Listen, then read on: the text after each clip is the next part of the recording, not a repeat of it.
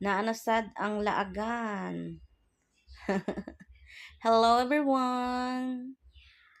So ayan, nakalakwat siya na naman si Inday.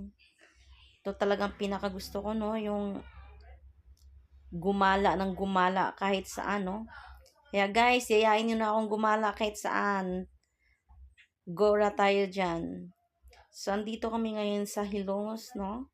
So, then may ang tawag nito, Tambaan ata, Tambaan place. Ayan, Tambaan Farm.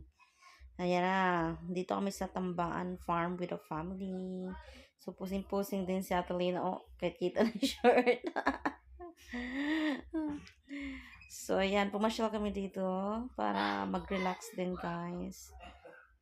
So, late ko na pala itong na-upload, no? So, nung nakaraan lang to, nung nakarang ano to. Ayan.